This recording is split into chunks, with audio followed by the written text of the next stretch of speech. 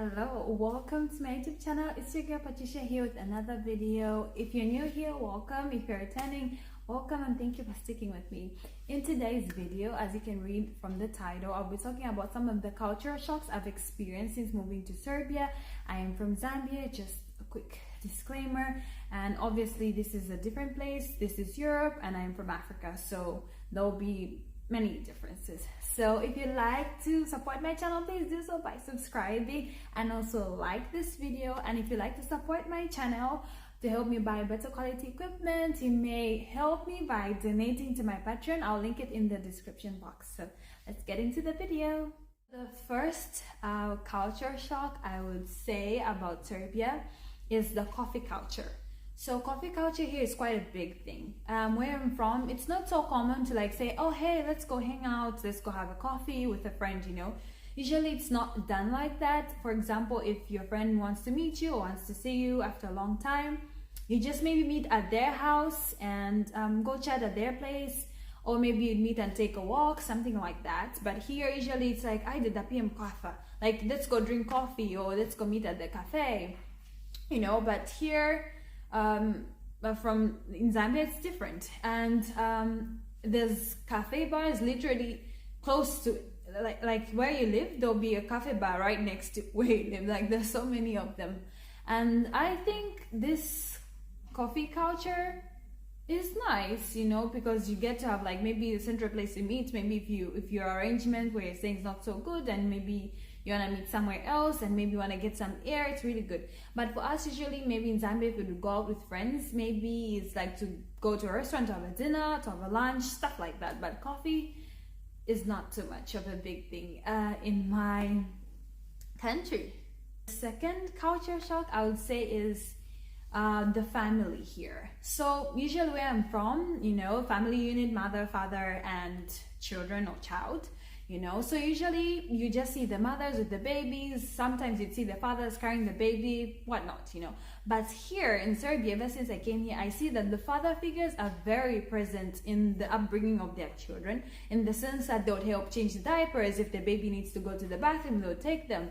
And sometimes you'd see father-daughter dates or father-son dates, or like the dad just alone with the kids. And that's like very surprising, because before I would see a father with the child or the children and I'm like, oh, maybe the mom is nearby, you know. Then I look around and I see the mom still hasn't come. Then I'm like, oh, it's just alone, you know. That's very nice about it here in Serbia, and I love that because it also makes children to bond with both their parents and not just maybe one-sided. But I don't know if it's because of maybe the moms have to work and maybe they have to co-manage like that, I don't know. But I really like that about being here in Serbia and how the fathers are very involved with their kids. The third thing that really surprised me is the smoking culture here. A number of people smoke here, like quite a number of them. So when you go to a restaurant, cafe bar, if it's not written outside like no smoking allowed, inside they'll be smoking. Frankly, I don't like smoking, and I feel like it's very rude if somebody's smoking and they're sitting right next to you. I don't like that. And I would really like if they could maybe put, if you want to smoke, they could all put them like in a corner somewhere, all the smokers there, so they don't disturb people. I don't think it's really nice because the smoke smells and whatnot. I don't like it. And also the women here smoke quite a lot. I was shocked. Where I'm from in Zambia, no, you won't see any woman smoking, at least publicly, because it's like shameful, because you're like a female and a mother figure, so it's very shameful if you're seen smoking. But here they just smoke and they just like that, I don't know.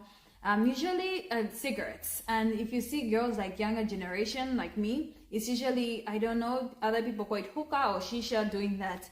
Yeah, so but here it's quite more. And the surprise that really got me was when I found a pregnant woman smoking in the street, pregnant, fully pregnant. She was probably like 7 months and she was smoking. I was so shook, like how can she be doing that? Oh my gosh, I couldn't believe it. And apparently from some people, it's like some people have seen it happen here, but nobody says anything about it. I was very shocked. In my country, if they find a woman smoking, I don't know what they'll do to her. They'll probably yell at her, and she wouldn't even do that. So generally, when people are smoking, if females smoke in my country, like cigarettes, they do it in their home. They don't do it publicly. Majority of the time, you not catch them. But here, it's just smoking all over. The fourth thing I would say is Orthodox Christianity here in Serbia. Where I'm from, it's also a Christian nation. Zambia is a Christian nation, but there's many segments of it. There's Catholic, there is Pentecostal, there is Jehovah's Witness, but here in Serbia, it's just purely Orthodox. Yes, some parts of Serbia have got Islam, but majority, it's Orthodox Christianity over here. And I almost said of there. And that's like very surprising because majority of them are Orthodox Christian, and it's very important to them. Religion is very important to the people here, and that's what I love about it. And it's also like kind of a similarity, but very important to them here, and I really like that. And here, when you go to the monasteries or the churches, like you have to put on like long sleeve shirts for the men, long dresses for the females, long skirts, basically no showing of skin. And I think that's very good and very respectful. Where I'm from, in terms of church, you can wear anything as long as it's like decent and not revealing, you know. But I really like the strictness, especially in the monasteries here in Serbia. Number 5, apartment culture here. Let's say that, because where I'm from, it's usually in a house, or usually houses, or like if you say an apartment, either way it's like big. But here apartments are like a smaller, like maybe 1 bedroom, 2 bedroom. So if you're looking for like a 3-bedroom apartment, that's like, oh, you know. And where I'm from is very normal. But then I think I came to realize it's because of the winter, and then because if you've got a bigger house, that means you need to spend more on heating. That entails on it being expensive, and you know, people are trying to avoid so many bills. Another culture shock is the bread culture. Everything here is eaten with bread. Spaghetti with bread. Everything with bread, what not with bread. It's a really big part of the culture here, and majority of them is like homemade bread, and it's usually yummy and it comes in hot, and I like that actually. But for me, where I'm from, usually when you have bread, it's like bread with tea, or maybe just like a snack kind of thing. But here in Serbia, it's like full-on thing. Another culture shock I've seen here is there's so many flags around the cities, or generally around Serbia. Another culture shock here I've seen is the pet culture. Like pets here are very important. Majority of people like having pets, like going with them for walks, and they're usually allowed inside the stores, or maybe I think even some cafe bars, depending if they allow it or not. Like it's, I don't know, people like that a lot here, but in my country it's not so common. Usually, like if we keep pets in my country, it's for security. So that's like dogs, you know, for security to alert you at night if anything's going on, but majority for security. But here it's like companionship, like my baby kind of thing, but they're not really. Even if the dogs are maybe kept for security, they still foster that relationship, you know, with the animals, like, oh, that's my dog, like, you know, but not like here. It's like my baby, like, I don't know. It's very shocking. Another culture shock I've experienced since coming here is the mountaineering culture, hiking culture, walking around culture. Generally, people here like walking around, going to the park with family, maybe going to the pool if it's summertime.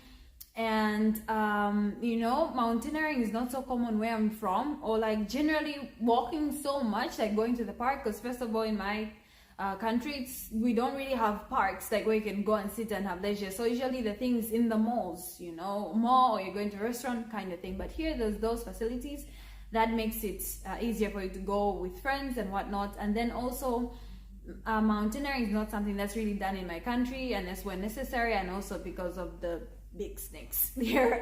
So you can't really go there if you've not carried maybe something protective or whatnot, and don't know if you know how to defend yourself.